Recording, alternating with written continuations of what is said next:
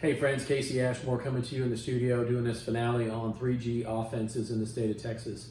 I want to, like I have for the last several months, start by giving some recognition, some prayers of healing, uplifting, and hope for our great nation while we face these two great challenges, this unending coronavirus pandemic hardship that has financially crushed a lot of our friends and neighbors. You know, they're not working, they're not able to provide for their families, they're not allowed to work.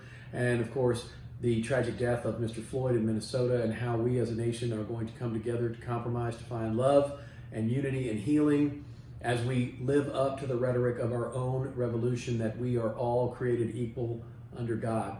And I'm reminded and wish to remind all of us that our motto is E pluribus unum, out of many, one.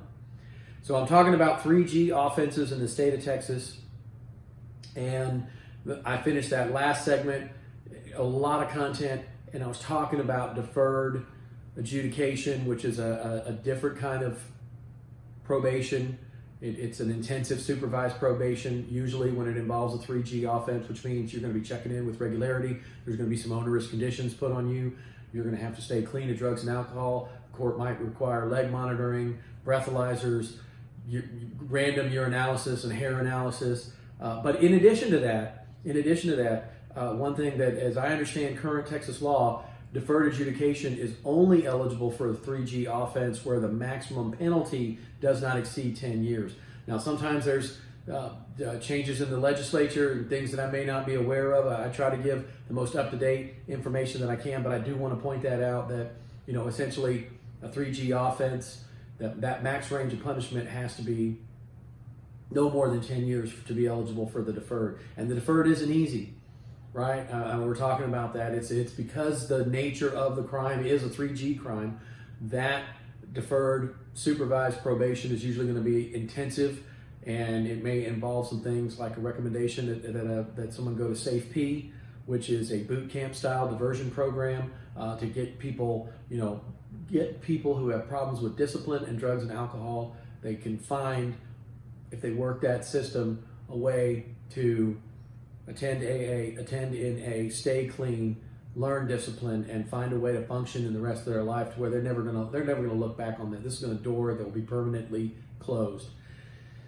The other thing, and kind of winding up this little bit on 3G offenses, the parole eligibility. So if there's eventually a determination of, I'm going to take a plea bargain and it's going to involve this amount of crime and this amount of time, how much time do I have to do as a criminal defendant facing a 3G offense?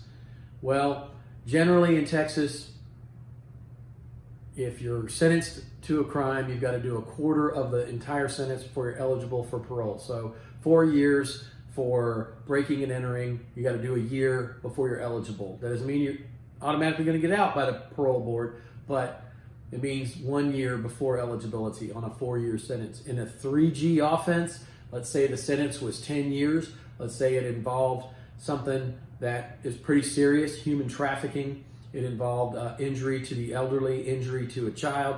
That 10-year sentence, you would have to do half of it before you're eligible. And again, just because you're eligible doesn't mean you're getting out. It means that's your first interview with the parole board regarding your fitness to be re-released into society. So you've got to do half your time on a 3G offense, which that's again another thing that sets it apart from other felonies in the state of Texas. And the way the Code of Criminal Procedure has been written in the past, when it was under Chapter 42, we called them 3G, and the way it's been moved around, but essentially definitions have been moved around, but the consequences have remained the same. And these are all things that if you have a loved one, a family member, what have you, they're facing any of these things, heavy stuff, informational, yes, positive and uplifting, probably not, but it's information we want to put out there so that the citizens that we serve here in North Texas have everything available to them to help answer questions. Anyway, thanks again for watching. Please like, subscribe, and share. I love doing these videos for you.